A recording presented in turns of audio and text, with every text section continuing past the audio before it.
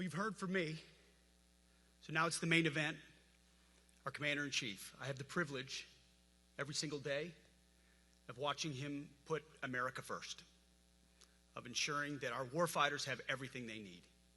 His compass is clear. He's easy to follow because you know he has our back. I was thinking backstage, the man who was the Commander-in-Chief when the War Department was created was George Washington. The man who was president when the War Department was reestablished is President Trump. And when he found out about this gathering of senior leaders, he said, I would be honored to come in order to address and thank the incredible Americans who defend our nation. He has a heart full of gratitude and love for what you do, and we get a chance to see it every day. And I'm honored that this morning you all firsthand get to see it as well. So ladies and gentlemen, join me in welcoming the 45th and 47th President of the United States, our Commander-in-Chief, Donald J. Trump.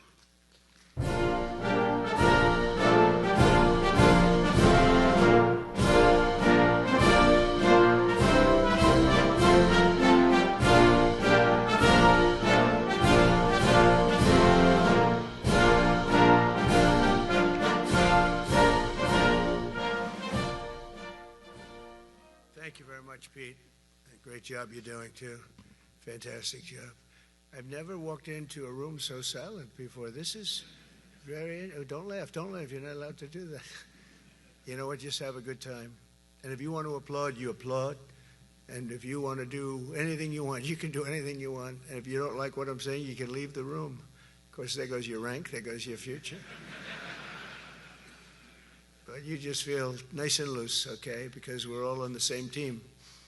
And I was told that, sir, you won't hear a murmur in the room.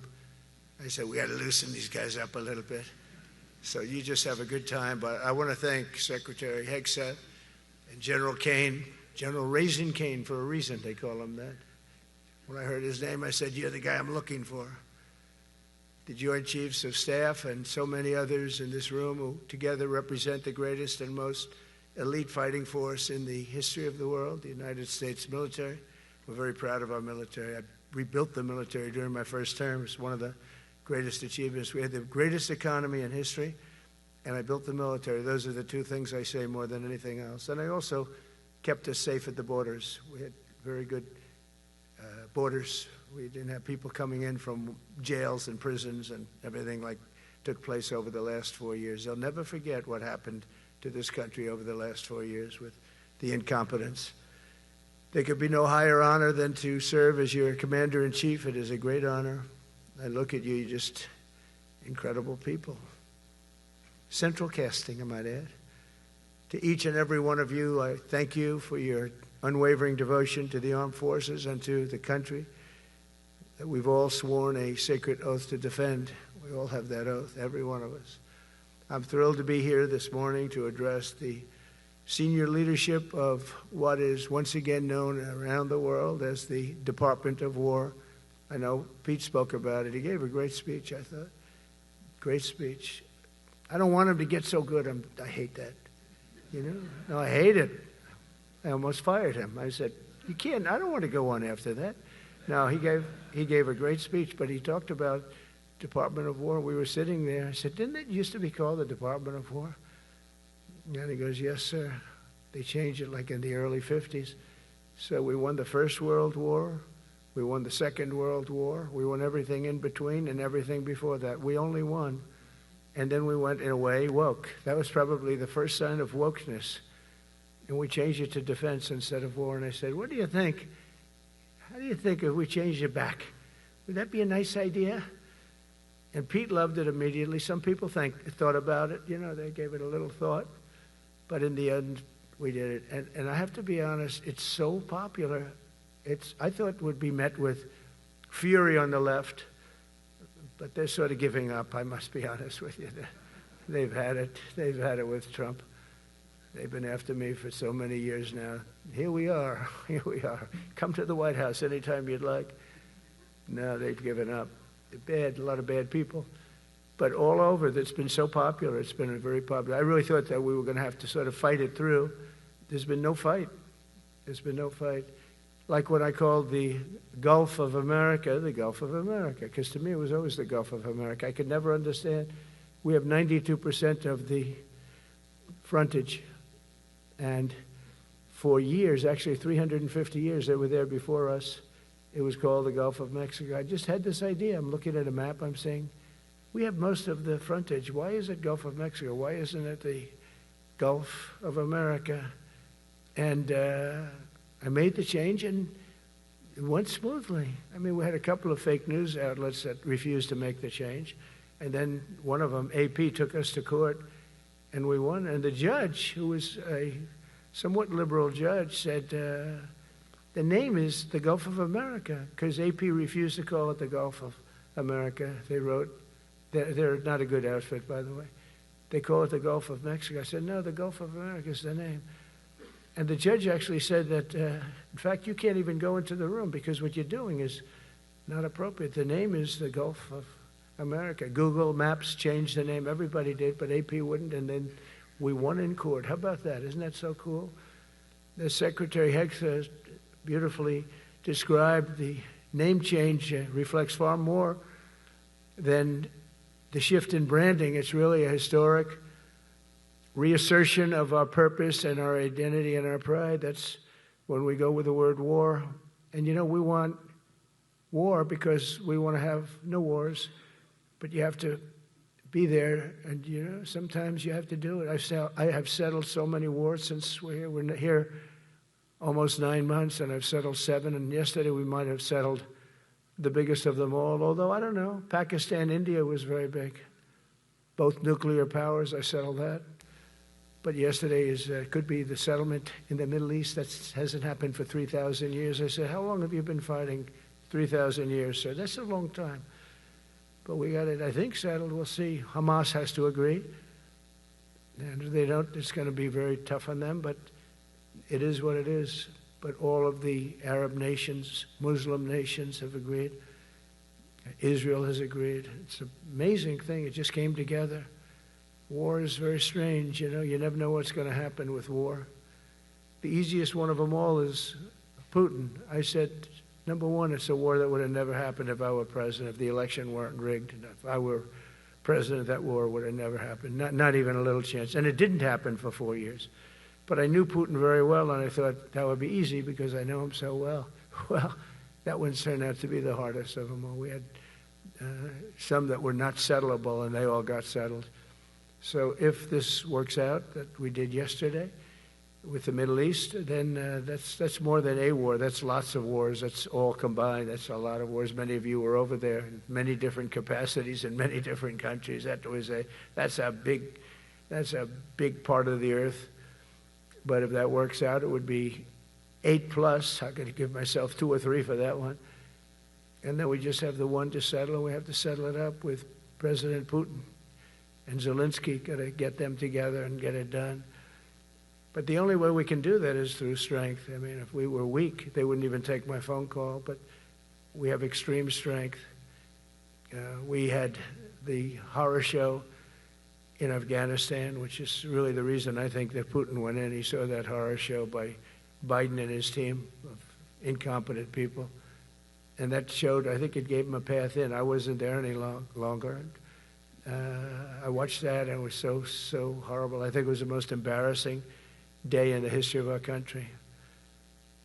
And now we're back. And that's it. We're not going to have any of that crap happen, I can tell you. That was terrible, so terrible. Together we're reawakening the warrior spirit, and this is a spirit that won and built this nation. And from the cavalry that tamed the Great Plains to the ferocious, unyielding power of Patton Bradley and the great General Douglas MacArthur. These are all great men in this effort. We're a team, and so my message to you is very simple. I am with you. I support you. And as president, I have your backs 100%. You'll never see me even waver a little bit. It's the way it is. And that includes our great police officers and firemen and all of these people that are doing so well. Together over the next few years, we're going to make our military stronger, tougher, faster, fiercer, and more powerful than it has ever been before. I rebuilt our nuclear, as you probably know, but we'll upgrade that also and just hope we never have to use it. We have to hope we never have to use it, because the power of that is so incredible. I see things, I don't think they'd show it to you. I really wouldn't want them to show it to you. But when you see the result of what's left, you never want to use that. Never, never, ever.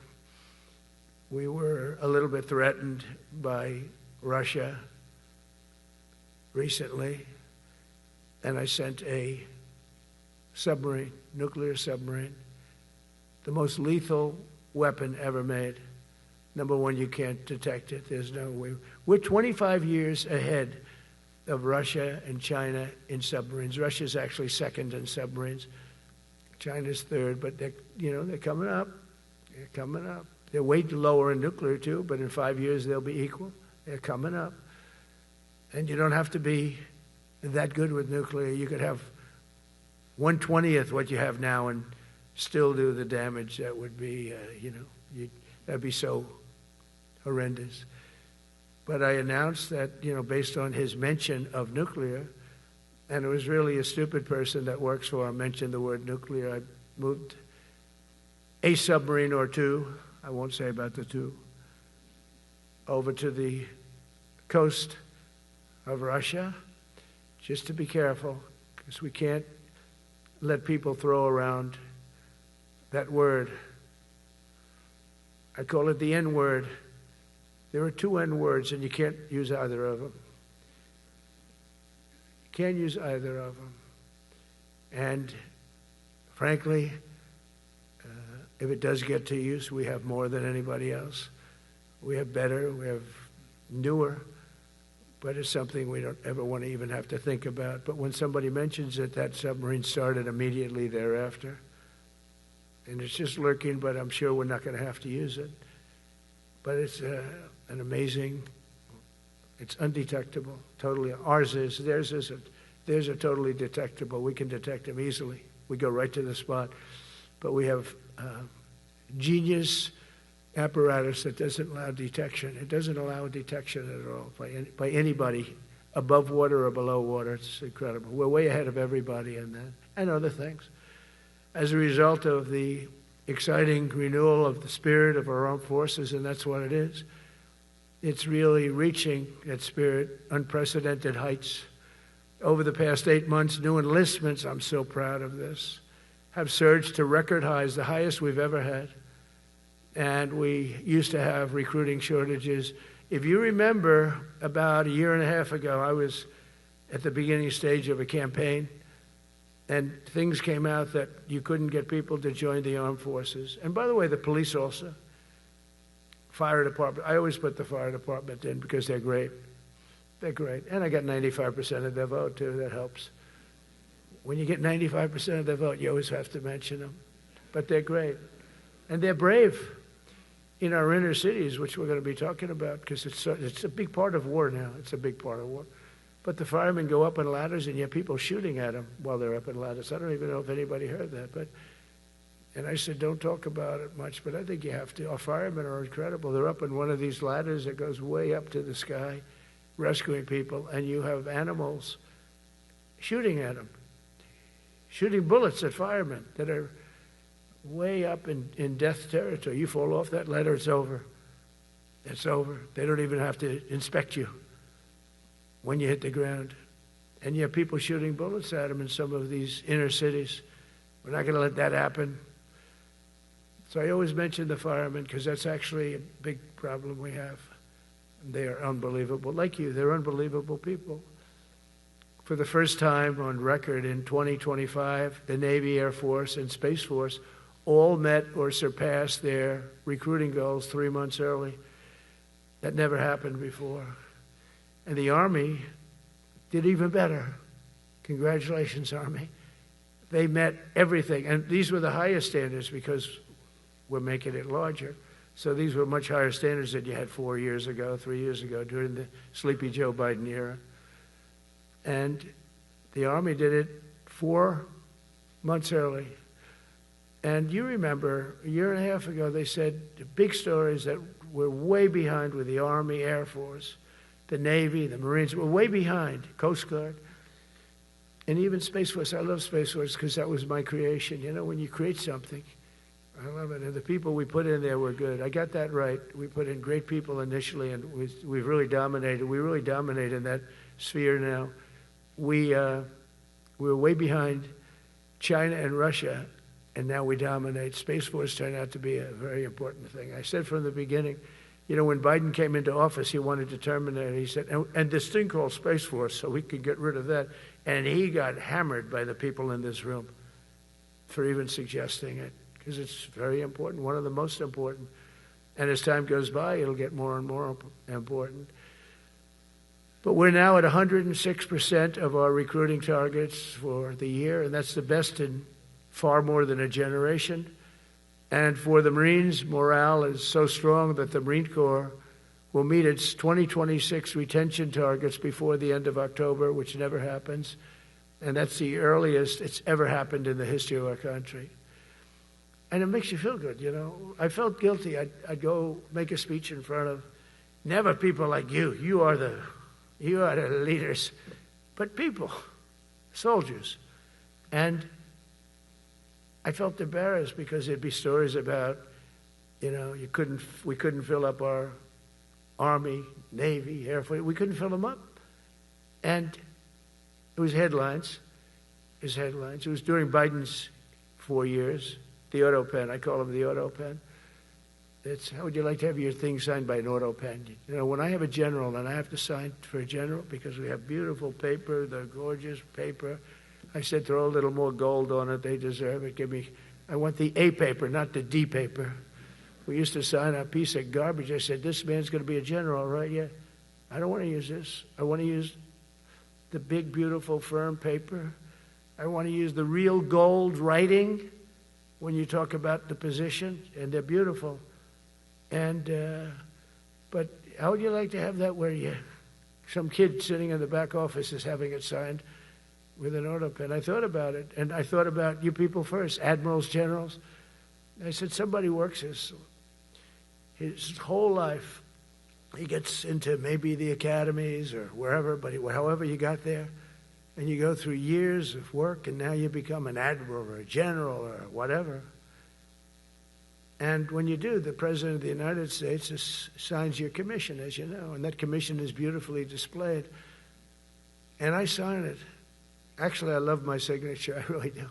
Everyone loves my signature. But I signed it very proudly, and I always think to myself, how can you have an auto pen sign this? It's just so disrespectful. To me, it's just totally disrespectful. And it turned out that almost everything he did was signed by auto pen, except for when he gave his son, Hunter, pardon. He signed that one. And that's actually the worst signature I've ever seen. That was the bad. The auto pen looks much better. But as leaders, our commitment to every patriot who put on the uniform is to ensure that American military remains the most lethal and dominant on the planet, not merely for a few years, but for the decades and generations to come, for centuries. We must be so strong that no nation will dare challenge us, so powerful that no enemy will dare threaten us, and so capable that no adversary can even think about beating us. And we've had it recently. I had India and Pakistan were going at it, and I called them both. And in this case, I used trade. I'm not going to trade with you. Used to two nuclear nations, big nuclear. And no, you cannot do that. I said, yes, I can. You go into this frickin' war that I'm hearing about. You know, actually, they just shot down 7 planes. 7 planes. It was starting. There's a lot of bad blood. And I said, you do this, there's not going to be any trade. And I stopped the war. It was raging for 4 days, but that was just the beginning.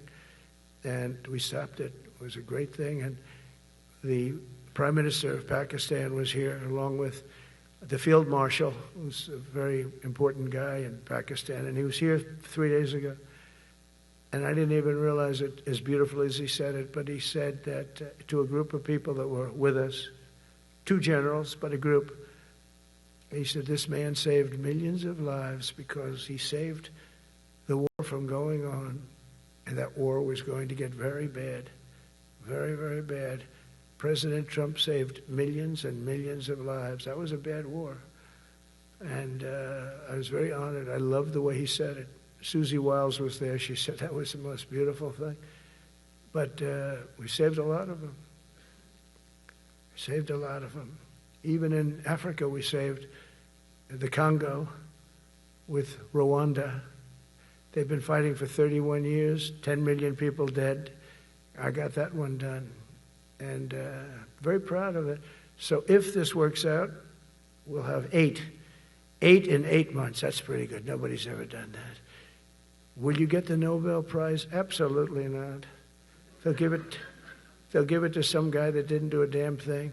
They'll give it to a guy that wrote a book about the mind of Donald Trump and what it took to solve the wars. And he'll get the Nobel Prize will go to a writer.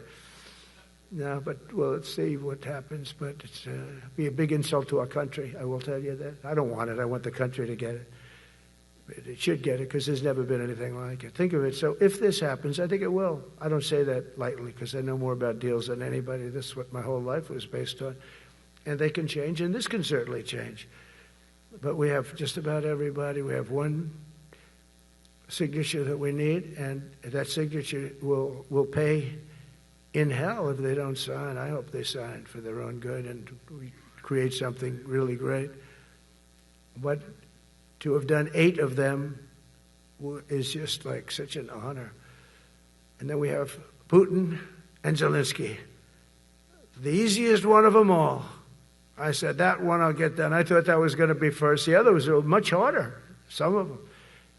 Azerbaijan this was going on for 36 years. They said, it's not solvable, sir. Don't do it. I said, I will do it. I will do it. And I got on the phone with the 2 countries. They were great. They were great. I knew immediately. I knew as soon as I started talking to them, we're going to solve that war. We did. Now they're so happy. Now they're friends. One said he's been president for 32 years, 22 years. He said, for 22 years, I did nothing but kill his people. They were in the room together at the Oval Office. And they started off spread like this. I have the beautiful Resolute desk. And one was here, and one was here. You couldn't get further away. That's the furthest I've ever seen 2 people in front of me.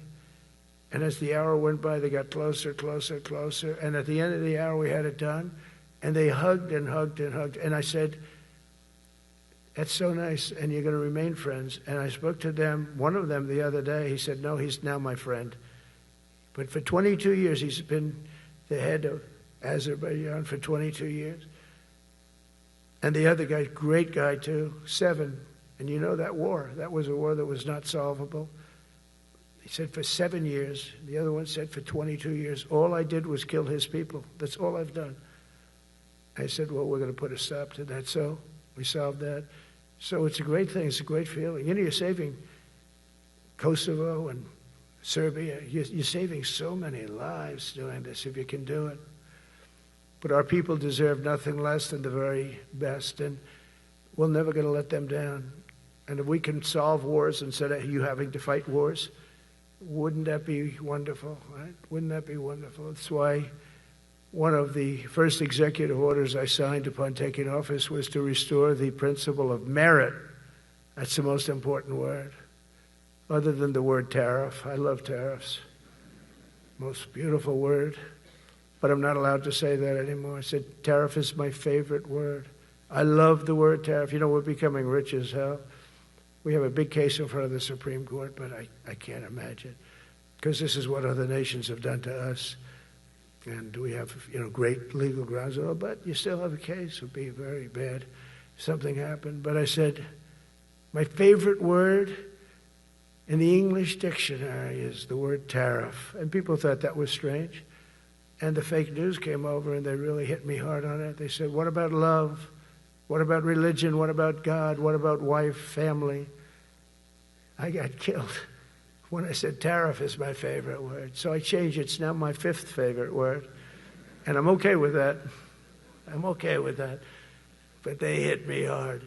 But it is. When you look at, we've taken in trillions of dollars. We're rich again. And there'll never be when we finish this out, there'll never be any wealth like what we have. Other countries were taking advantage of us for years and years. You know that better than anybody. And now we're treating them fairly. But the money coming in is, we've never seen anything like it. The other day they had $31 billion that they found, $31 billion. So we found $31 billion and we're not sure from where it came. A gentleman came in, a financial guy.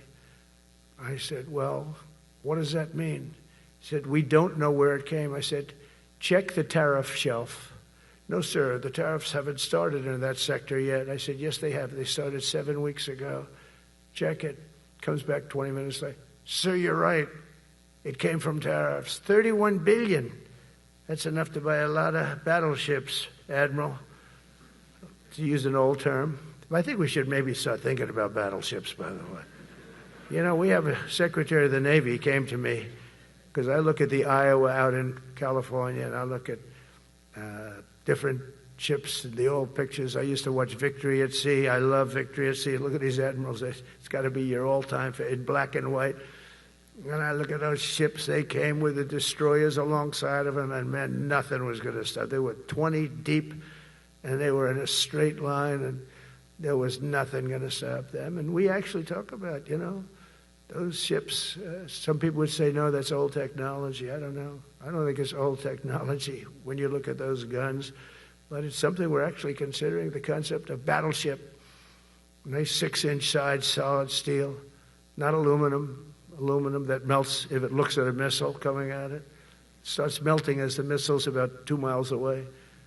Now, those ships, they don't make them that way anymore, but you look at it, and your secretary likes it, and I'm sort of open to it. And bullets are a lot less expensive than missiles, a lot of reasons. I should take a vote, but I'm afraid to take that vote because I may get voted out on that one. But I tell you, it's something we're seriously considering. There were powers. There were big powers. They were just about as mean and scary as you could be. And so we're looking at that. One of the biggest cases that we won was the decision of the United States Supreme Court to allow us to proceed on the word merit. Merit. So those two words are right up there. So this is, I would say, the opposite if you ask for a definition. The opposite of political correctness. We went through political correct where you had to have people that were totally unfit to be doing what you're doing for many reasons. I won't get into them. But for many reasons, they were unfit. Now, it's all based on merit. That was such an unbelievable decision. I didn't expect we were going to win that one. We went in.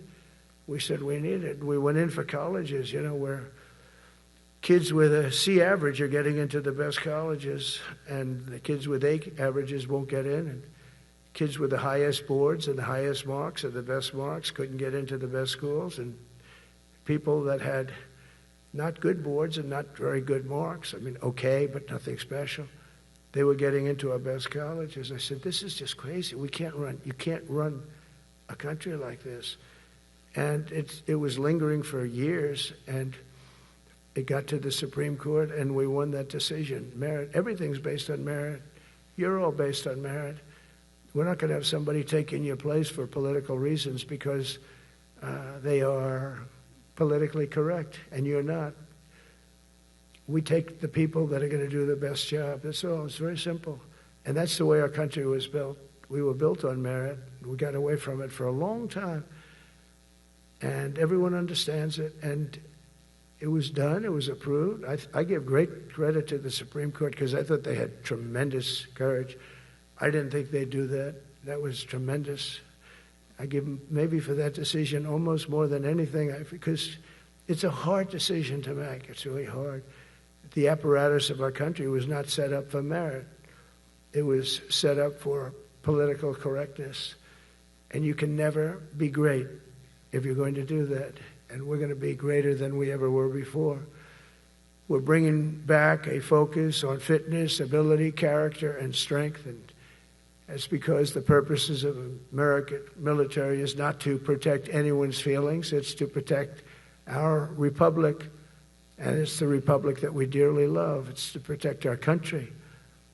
We will not be politically correct when it comes to defending American freedom, and we will be a fighting and winning machine. We want to fight, we want to win, and we want to fight as little as possible. You have to count on people like me to keep you out of wars, because we don't want to go into wars. Many of the wars that I just told you about, we could have entered those wars and settled them in a different way, lose a lot of our troops. And we could have settled them, I guess, differently. Maybe not, actually. Actually, you might not have been able to settle them. We just would have been in the middle of a lot of firepower. But when we do need it, you're going to be so ready. And you know it. But very importantly, with that goal in mind, I've committed to spending over $1 trillion on our military in 2026, and that's the most in the history of our country. $1 trillion. That's a lot of money. I hope you like that. Ma'ams and sirs, I hope you like it. That's a hell of a lot of money. We have the best of everything. Every branch is seeing major investments, and as I announced in the Oval Office in March, we are rapidly moving forward with the first ever 6th generation fighter jet. I didn't name it. I did not name it. Boeing came in and they said, "Sir, this is our submittal. It's the greatest fighting jet ever done." And you know, they're testing all these planes. All the companies are testing, and this one tested like through the roof. And they said, "We'd like to name it the F-47. I said, "All right, let me think about it." Then after thinking for about 2 seconds, I said, "Okay." You know what that means, 47. I'm 47. So I'm 45, 46, and 47, you know, if you think about it. I just don't want the credit for 46. I don't want to have their open borders and people coming in from all over the world, including jails and mental institutes. I don't want that on my record, but I like having it. We're investing tens of billions of dollars in modernizing our nuclear deterrence capabilities like never before. And we've begun construction on what we call the Golden Dome missile defense shield. It'll be the most sophisticated in the world. You watched it do well until they had some problems at the end with a little bit of a lack of ammunition, defensive ammunition, but they've got that taken care of. But I tell you, it's what we're doing is so good, and we deserve it. You know, we help other countries with it. We don't have it ourselves. And Canada called me a couple of weeks ago. They want to be part of it. To which I said, "Well, why don't you just join our country? You become 51, become the 51st state, and you get it for free." So I don't know if that made a big impact, but it does make a lot of sense. It actually makes, because they're having a hard time up there in Canada now, because as you know, with tariffs, everyone's coming into our country. We have more investment than we've ever had before, $17 trillion coming in. As an example, in 4 years, Biden didn't have $1 trillion. We have $17 trillion more than that in 8 months coming in. And they're coming in from Canada, Mexico, from Europe, from all over. AI, auto plants. Everybody's coming back to the United States. Under my budget, we will be expanding the U.S. Navy by at least 19 ships next year, including submarines, destroyers, assault ships, and more. And it's going to be much more than that as we go along, because we basically don't build ships anymore. We do build submarines, but we don't build ships. Do you know in the Second World War, they were freighters and different types, but we were doing a ship a day, and now we don't do ships. And I'm not a fan of some of the ships you do. I'm a very aesthetic person, and I don't like some of the ships you're doing aesthetically. They say, "Oh, it's stealth." I say, "That's not stealth. An ugly ship is not necessary in order to say you're stealth." By the way, the B-2 bombers were incredible. That is stealth. They went into that. I was with General Kane and Pete were we call it the war room, but we're watching them go in, and they were totally untouched. They were not seen. They were literally not seen. They dropped their bombs. They hit every single one of them, hit its target. It was total obliteration. CNN, when we came back, fake news CNN, oh, their camera just went off. You know, their camera, every time I mention them, they turn the camera off because it's never good. They say, "This is a problem." But I don't blame them. You're better off keeping it off. But they have some scammer reporter who started saying, without any knowledge, that He may not have hit the targets as well as they thought. It may not have been obliteration. He did hit the targets, and I got to give us a little credit, right? It was obliteration, it turned out. The Atomic Energy Commission said it was obliteration. They had, not only did they hit the target, they had these chutes. And think of this here. Way up in the sky, there was no moon. It was dead dark. You couldn't see a thing. You couldn't see them. But they had, I guess, a beam going right into these chutes. Every single one of those bombs went right down those chutes into a granite mountain. I think it's the last time they're going to build air chutes. They had these air chutes that were nice, beautiful. They were meant for us. But it was total obliteration. And now they give us credit for that. But these people were phenomenal. I tell you, for the Air Force people here, you can be very proud. That B-2, we just ordered a lot of new ones and updated ones, but I'd take the other ones. Let me tell you, they couldn't have worked any better. So they flew for 37 hours total, back and forth, no stops, no nothing. We had 52 tankers loading them up, and that's a job I wouldn't necessarily want too much, flying a tanker, loaded up with hundreds of thousands of gallons of fuel. I don't know if I'd do that job, General. I asked the question, what happens if it gets hit? Sir, you don't want to know about that, right? I don't want to know about that. But those guys, they just hear us. They're incredible. I had them all to the Oval Office. We had the B-2 pilots and a lot of the people, even the people that took care of them, the maintenance people, just as important. We had them all to the White House, gave them a big party on the lawn, brought some of them into the Oval Office. But on top of all this, we'll deliver a hard-earned pay raise of 3.8% to every soldier, sailor, airman, Coast Guardsman, Space Guardman, and Marine, something you weren't getting from the past administration. They did not treat you with respect. They're Democrats. They never do. Not only are we rebuilding our great strength, but for the first time in years, my administration is actually using that strength to defend the core and vital interests of America. And very simply, we are putting America first. And I have since I've been elected. I've always put America first. It's sort of simple, you know, when you think. My campaign was run on common sense, and we did great. We got the highest numbers ever received in terms of districts. You know, they have it broken up, 2,500 versus 525. We won every swing state. We won the popular vote. We won everything. We won everything. You have to take a look at the map. It's almost entirely red, except there's a little blue line on each coast, and I think that's going to disappear too. We did really great, and part of it is because of our success with the military, the rebuilding of the military, the vote that I got from the military, and they're vicious people, you know, that we have to fight, just like you have to fight vicious people. Mine are different, a different kind of vicious, but they spread all these horrible, you know, they made up statements and said what I said about everything, but even about the military. But fortunately, the military didn't believe it. It's hard. You know, they make up a statement and they said, you say it. We had 25 people that said he never said that. 25. We had 25 affidavits. And they said, well, we're going with it anyway. You know, these sleazebags. And it's why the press is really losing all power, because people aren't believing it. We need an honest press. We need borders. We need borders. We need an honest press. We need fair elections. I mean, those three things. And we don't have an honest press. We have a really corrupt press. But we fight through the corrupt press. And the people understand you have to do this stuff a lot. You have to go on television a lot, because you can't get a fair shake if you're going to rely on somebody else. They don't understand. They've destroyed the image of media now is at the lowest point it's ever been. It's lower than Congress. Can you believe that? It's something.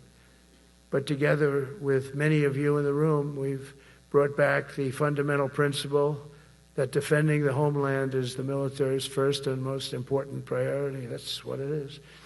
Only in recent decades did politicians somehow come to believe that our job is to police the far reaches of Kenya and Somalia, while America is under invasion from within. We're under invasion from within. No different than a foreign enemy, but more difficult in many ways because they don't wear uniforms. At least when they're wearing a uniform, you can take them out. These people don't have uniforms.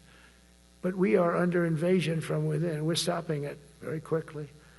After spending trillions of dollars defending the borders of foreign countries, With your help, we're defending the borders of our country from now on. We're not going to let this happen. Biden let people come in from prisons, mental institutions, drug dealers, murderers. You know, we had 11,488 murderers allowed into our country by this guy who had no clue. He had no clue. He shouldn't have been there in the first place, but he had no clue. The people that ran the office, the White House, were people that surrounded him, radical left lunatics that are brilliant people, but dumb as hell when it came to policy and common sense. And they allowed people from all over the world, from the Congo. They opened up prisons in the Congo. They came into our country totally unmatched, unvetted, unchecked. And from all over, South America, not just South America. You know, you think South America, no, but from all over. A lot came in from Venezuela. Venezuela emptied its prison population into our country. That's why they have Tren de Aragua, one of the worst gangs ever. But we took care of them. We took good, strong care of them. And I just want to thank the National Guard in Washington, D.C. It's embarrassing to say this. Now I can say it because we solved it. But Washington, D.C. was the most unsafe, most dangerous city in the United States of America. And to a large extent, beyond. And beyond that. You go to Afghanistan, they didn't have anything like that. You go to countries that you would think there's problems, they didn't have that.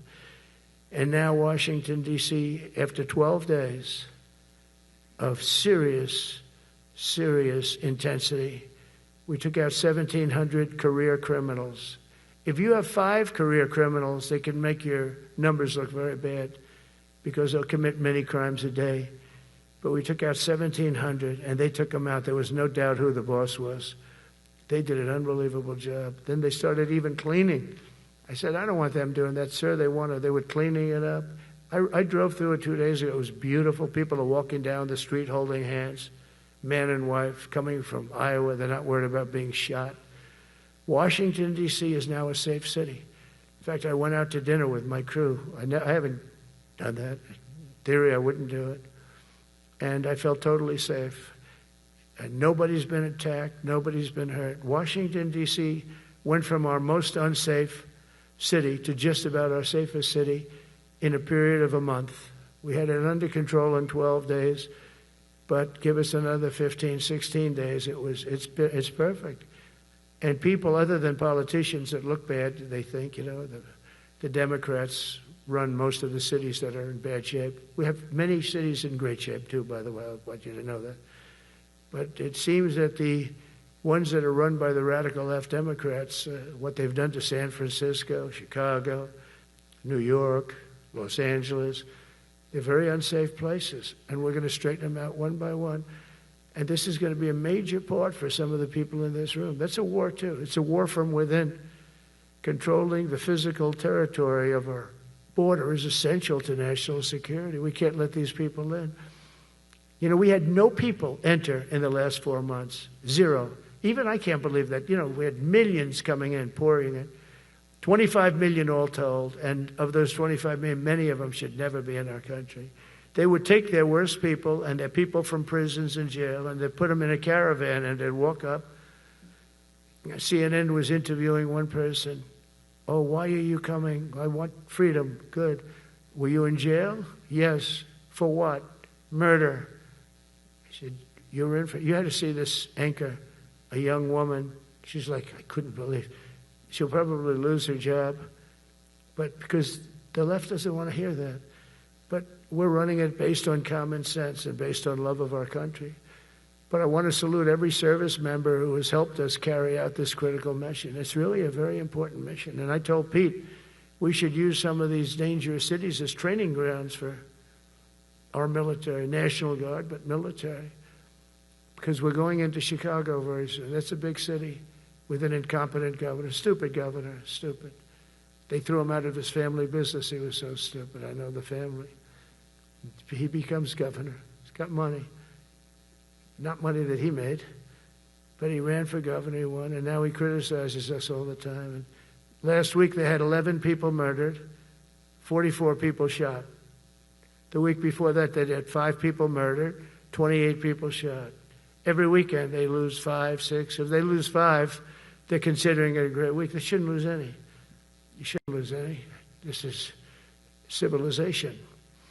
And he's always up there saying, we're in very good shape. We don't need the military. No, they need the military desperately. How about Portland?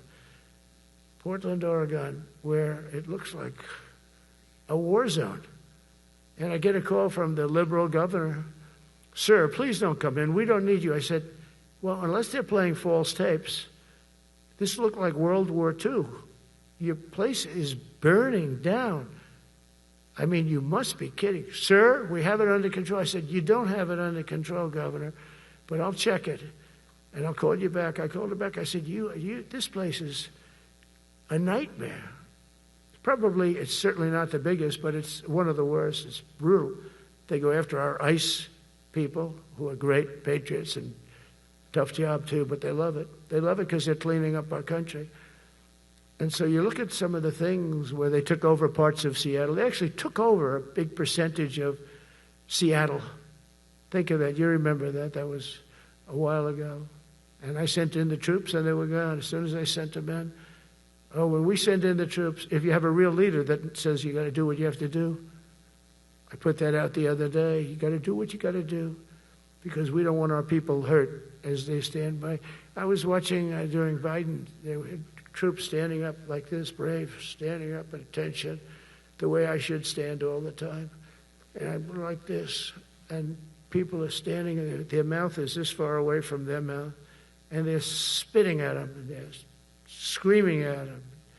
And that soldier standing there, he wants to knock the hell out of the person, but he's not allowed to do anything. So they just stand there, and they get abused. And a woman was this far away from his face, and she starts spitting in his face, and he's not allowed to do anything.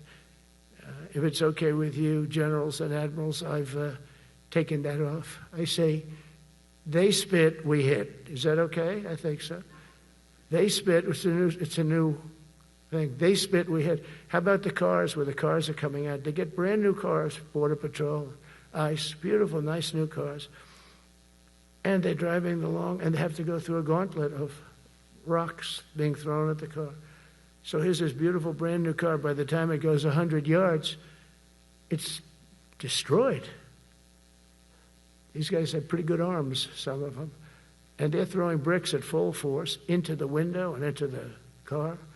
It looks like it's a war zone. And I said, never let that happen again. From now on, if that ever happens, and I say it here, you get out of that car and you can do whatever the hell you want to do.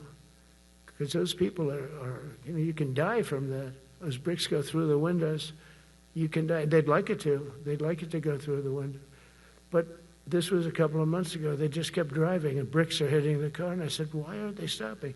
Because they were under orders from the past administration, never stop. But that's different with us. We stop. And since I gave that order, we haven't had that problem. It's very interesting. It's amazing. It's just like in Venezuela. You've seen the boats going. We can't find any more boats. They're carrying drugs, massive. Every boat kills about 25,000 people. That's what they have. They had fentanyl mostly and a lot of other drugs. And we take them out, and we've taken out 4. So, and it's on air. Everybody gets to see it. Not that we like to do that, but every boat kills 25,000 on average. 20. Some people say more. You see these boats, they're stacked up with bags of white powder. That's mostly fentanyl and other drugs too. And now we have a problem. General Kane says, sir, there are no boats out there. Not even fishing boats. They don't want to go fishing. I don't blame them. There'll be no fishing today. But it's amazing what strength will do, because all we want to do is stop drugs from flowing into our country. It's destroying. We lost 300,000 people died last year. Everybody knows friends, many friends probably, that you lost a child, or adults too, but you lost a son or daughter because of what's coming into our border. And we're making it very hard. Oh, and we haven't even started yet. Last month I signed an executive order to provide training for quick reaction force. that can help quell civil disturbances. And this is going to be a big thing for the people in this room because it's the enemy from within, and we have to handle it before it gets out of control. It won't get out of control. Once you're involved at all, they all joke. They say, oh, this is not good. You saw it in Washington. We had gangs of Tren de Arag with 10, 12, 15 kids, and these military guys walk up to them, and they treat them with disrespect, and they just got pounded. They just got pounded. The gang just pounded. Then thrown into paddy wagons and taken back to their country. Some are so dangerous we don't want to even do that because we don't want to, some of stone cold murderers, we don't have the confidence. Even though they're not coming back very easily, we don't have the confidence. We put them in jails. But these service members are following in a great and storied military tradition, from protecting frontier communities to chasing outlaws and bandits in the Wild West. And our history is filled with military heroes who took on all enemies, foreign and domestic. You know that phrase very well. That's what the oath says, foreign and domestic. Well, we also have domestic. George Washington, Abraham Lincoln, Grover Cleveland, George Bush, and others all used the armed forces to keep domestic order and peace. Many of our leaders used the military to keep peace. Now they like to say, oh, you're not allowed to use the military. And you know what the people say? The people in those cities where they're being raped and shot and beat up, you know what they say? We love the military. You ever see where they interview the people on the street? I've never seen somebody say they don't, unless they're radical and paid off, because a lot of these insurrectionists are paid by, whether it's Soros or other people, but they're paid by the radical left. So today I want to thank every service member from general to private who has bravely helped us secure the nation's capital and make America safe for the American people. It's amazing. The whole world is watching. Everybody in the White House, they come up to me, young women, sir, thank you. I know immediately what they're thanking. They don't have to say it. They walk to work now to the White House. We haven't had a crime in Washington in so long because we got the careers. We call them the careers. We got these lunatics out, and they'll never be any good. You know, I hate to tell this to the liberal media. You could spend time with them. You could do whatever you want. You could send them to the finer schools, which they couldn't get into anyway, mentally. They couldn't get in, but no matter what you do, they'll never be good. They're bad. They're career criminals. I don't know, maybe they were born that way. Some people don't like me to say that, but maybe they were. Certainly some were. Together with the leaders here today, we're also restoring a needed focus on defeating threats in the Western Hemisphere. Throughout this region, cartel terrorists have been allowed to wage a relentless campaign of death and destruction on our country, all because we had weak leadership on top.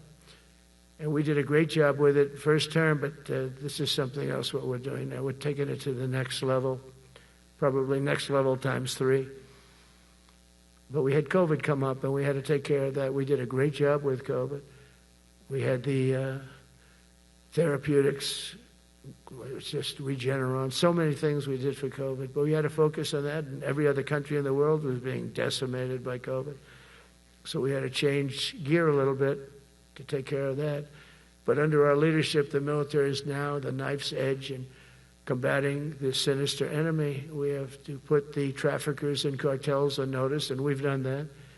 And we put them, a lot of them, we've called them a terrorist organization, which is actually a big thing to do. Nobody's done it, but I've done it with a lot of them.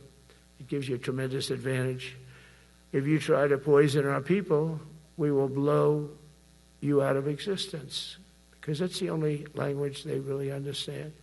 That's why you don't see any more boats on the ocean. You don't see any boats. Around Venezuela, there's nothing. As president, I will never hesitate to defend our people from threats of violence, from the horrible plague that's taking place from within. The Iran nuclear power, the Iran, all of the great power that we thought existed, we blew it out to kingdom. We took advantage of it, and we just really took advantage of it, and it was a beautiful thing to see, and that's what military power can achieve. That's why I chose Raising Cane. He's fantastic, by the way. I hope you all agree. If anybody disagrees, could I please have your hand? Who disappears that Raising Cane is no good? Just raise your hand. I don't see any hands raised. All right. That means you're okay. That means that he's okay now, but I saw his results. You know, he took out ISIS. I was told it was going to take 4 years. It took 4 weeks. I went to see him, and he took him out in 4 weeks, knocked him out, knocked him to hell. And I was told by military people it was going to take 4 to 5 years to do it. And I don't even know if we'll have it then, sir. These were the Washington generals. I call them the television generals. But Raising Cane did it in 4 weeks, took out 100% of the ISIS caliphate. As a result of these actions and many others since my inauguration, we're witnessing the triumphant return of peace through strength. We have great peace through strength. America is respected again as a country. We were not respected with Biden. They looked at him falling downstairs every day. Every day the guy's falling downstairs. He said, it's not our president. We can't have it. I'm very careful, you know, when I walk downstairs, like I'm on stairs, like these stairs, I walk very slowly. Nobody has to set a record. Just try not to fall, because it doesn't work out well. A few of our presidents have fallen, and it became a part of their legacy. We don't want that. You walk nice and easy. You don't have to set any record. Be cool. Be cool when you walk down, but don't bop down the stairs. So one thing with Obama, I had zero respect for him as a president, but he would bop down those stairs. I've never said, da-da-da-da-da-da, bop, bop, bop. He'd go down the stairs, wouldn't hold on. I said, it's great. I don't want to do it. I guess I could do it. But eventually, bad things are going to happen, and it only takes once. But he did a lousy job as president. A year ago, we were a dead country. We were dead. This country was going to hell. We were dead in every way, from immigration to military. We didn't have the weapons. We were given everything to Ukraine. We had nothing. And by the way, I have to tell you, now, as you know, I went over and I met with NATO, and NATO raised from 2 to 5, which everyone said 5% of GDP. Millions and now trillions of dollars are pouring in. They didn't pay the 2% because they know we were there to pay it. And now they paid the 5%. That's trillions of dollars. And we're not spending any money on that war, not 10 cents. We sell our equipment to NATO. NATO pays us for the equipment, and they give it to Ukraine or whoever they give it to. But they can keep it. But we're not involved. We have no money going out. Biden gave $350 billion. Not sustainable. $350 billion. And we have a war that should have never started. But we're not doing that anymore. So I just want you to know we're selling equipment. Our people are buying equipment. They are buying the equipment at full price, a fair price. So I don't want to say we're making money, because I don't want to be making money on a war. It's too many people dying. They're losing 7,000 soldiers a week. A lot of them are Russian soldiers, but between the two countries, mostly soldiers, by the way. Sometimes, you know, in Kiev, they'll lob a missile in, or some drones in, kill some people. But mostly it's soldiers. Russia and Ukraine are losing 7,000 souls. And, you know, they're not American. They're not us. They're not you. We have a special obligation. But they're soldiers. They're young people. They leave their parents. They wave goodbye. And then 2 days later, they're blown up so unnecessarily. And so that's the primary reason I want to get it done. We got to get it done. It's crazy what's going on. That's the worst war that there's been since World War II. The number of soldiers that are being killed there is just crazy. From 5,000 to 7,000 soldiers die a week. Think of that. So I think we'll get that done. But that's turned out to be the toughest one. I'm so disappointed in President Putin. I thought he would get this thing over with. He should have had that war done in a week. And I said to him, you know, you don't look good. You're 4 years fighting a war that should have taken a week. Are you a paper tiger? And it's a shame, but I think eventually we'll get that one done, just like we in theory. I want to knock on wood because you never know. It's like we're going to have the Middle East done, which is actually a much harder thing to do. I mean, thousands of years.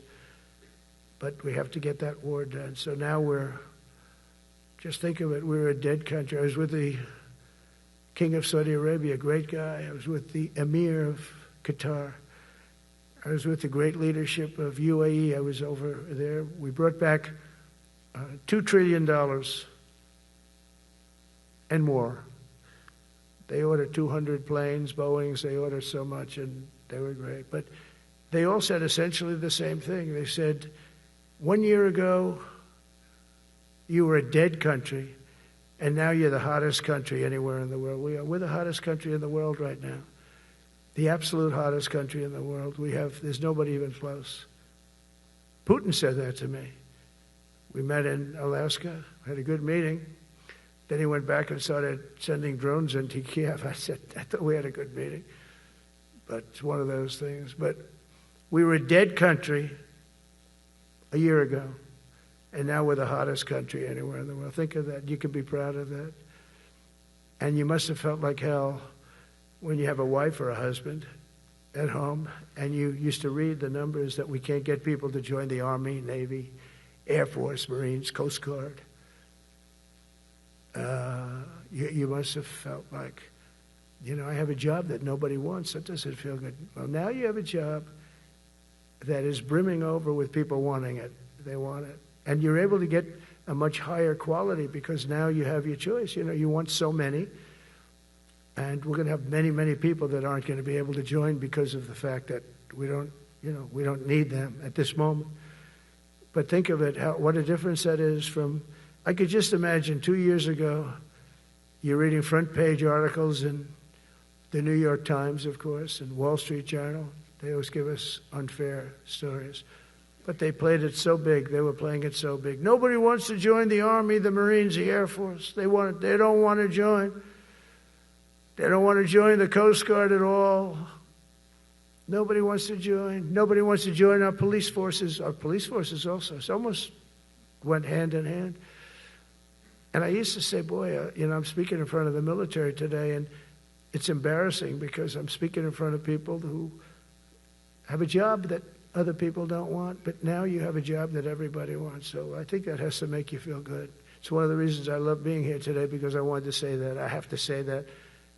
Everybody wants to be in the Army, the Navy, the Air Force, the Marines. If you think the Coast Guard and Space Force, our beautiful Space Force, it's a whole different world. And now they're signing up, by the way, seriously big numbers for the police. Dangerous job, isn't it? Huh? Fire department. But that's the paving the way for progress once thought almost impossible. I mean, a year ago, you wouldn't have thought that was possible. A year ago, they were talking about making the military smaller because they can't get the people to join. We're thinking about making it larger because we have so many people. And it's nice to be able to cut people because of merit that aren't really qualified for any reason, a physical reason, a mental reason. You don't have to take them anymore because you have the pick of the litter. And they all want to be with you. They all want your job. They want to be with you. They want to work with you. They'll even take your job, Got to be a little bit sharp. You got to watch it.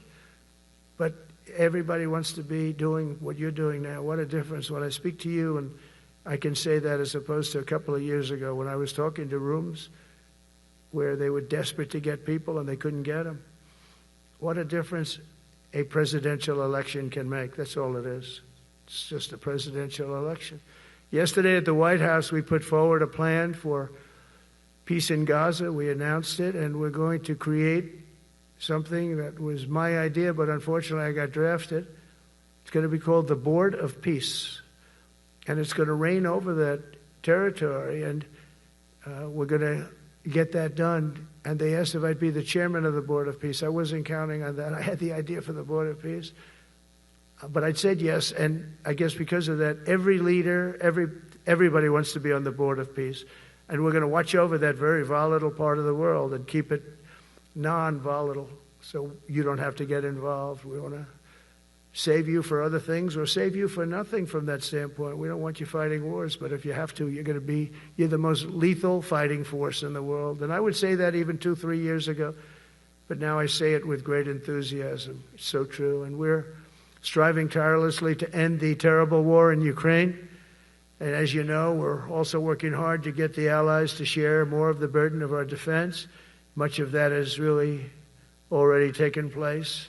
But all NATO members have committed to the increase that I talked about. Think of that. That was unthinkable. It used to be 1%, then we got it up to 2% in my last term. And they did not like it.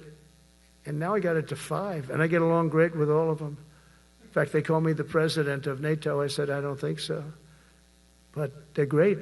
They're great people. And they're spending a lot of money. And a lot of money that they should have been spending in the past. But I think Putin was a wake-up call for them, really.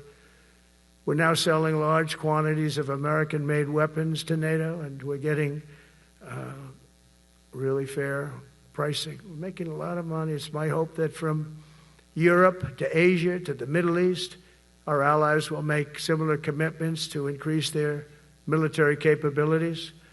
And this will greatly strengthen our alliances, and also it will make war far less likely. You know, if you're a strong presence like we are such a strong presence now. And I go around bragging about that. I've said, we have the strongest military anywhere in the world. I say it. You never heard Biden say that. You never heard him say anything. But you never heard him say, did you ever hear him say, we have the strongest military? He doesn't say that. I say it. We have the strongest military anywhere in the world. We have great leadership. And I'll tell you, Pete and General Kane, all of the people that I've met that have been lifted up in rank. And we got many of them out of here, too. I'll be honest with you. Didn't like doing it, but we got many of you out of here because we weren't satisfied. We know everything about everybody. It'll also help the United States rapidly rebuild our defense industrial base. Each of you can play an important part in getting allies to do their part. So to that end, Secretary Hegstaff will soon be announcing major reforms to streamline military acquisitions and expedite foreign military sales. We have tremendous numbers of countries that want to buy our equipment, and, you know, in many cases it takes too long. They're backlogged. We're backlogged on all the equipment, which is something that's new to us a little bit. And I told those companies, you better get your ass going because we're selling you a lot of equipment. We're getting countries to buy your equipment. You got to produce the equipment. Some of the countries, I'm not going to mention, but some of the countries are buying a lot. And that's a good thing. They're on our side 95%. I'll never say 100% because they can always turn, right? You know about that. But they're on our side. The problem is we have to get the companies that make this equipment, and we make the best equipment in the world, but they got to make it faster. We have orders for the F-35. We have orders for everything. The new F-47. We have orders for everything. They got to make it faster, a lot faster. Ammunition they have to make faster. In the coming months, we'll be making even more historic announcements to fully embrace the identity of the Department of War. I love the name. I think it's so great. I think it stops wars. The Department of War is going to stop wars. If we are as ruthless and relentless as our enemies, the United States Armed Forces will be totally unmatched in the future. We have a group of enemies that are very ruthless and very smart, but they can't match us. They can't match us. They don't even come close to matching us. Again, you know, it's very important for me to say we are the greatest military in the world, but we make the best equipment in the world. I watched our anti-missile missiles. I watched our Patriots just knock things out like a needle, hitting another needle on the stage. There's a needle up there, and you send another needle up, and it hits it every time. During the war, we went 14 for 14. We had 14, this is with Iran, we had 14 missiles coming at us. All 14 were knocked out of the sky, every one of them. We make the best equipment. From Sparta to Rome, to the British Empire, to the United States of America, history has shown that military supremacy has never been simply a matter of money or manpower, At the end of the day, it is the culture, spirit of our military that truly sets us apart from any other nation. Our ultimate strength will always come from the fierce people and those brilliant people with such pride and the unbending will and the traditions of excellence that have made us the most unstoppable force ever to walk the face of the earth. And that's what we are. Remember, we never want to use it, but we have the most powerful nuclear capability, and I call it nuclear deterrent of any other country. Nobody close. The men and women in this room inherit the legacy built and won by Washington and Jackson, Grant and Pershing, Eisenhower and Patton, Nimitz and LeMay. We carry forward the majestic military heritage passed down from father to son, soldier to soldier, and one generation of warriors to the next. You are warriors, you know that, right? You're great warriors. Well, you wouldn't be in this room. You're the best of the best.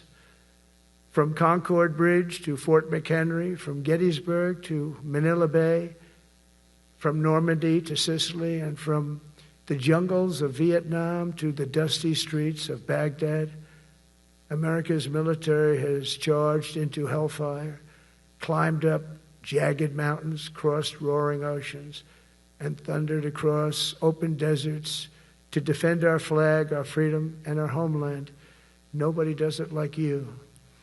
Now we are discovering American muscle, reasserting American might, and beginning the next story chapter in American military legends and lore. That's L-O-R-E. It is lore. When it comes to defending our way of life, nothing will slow us.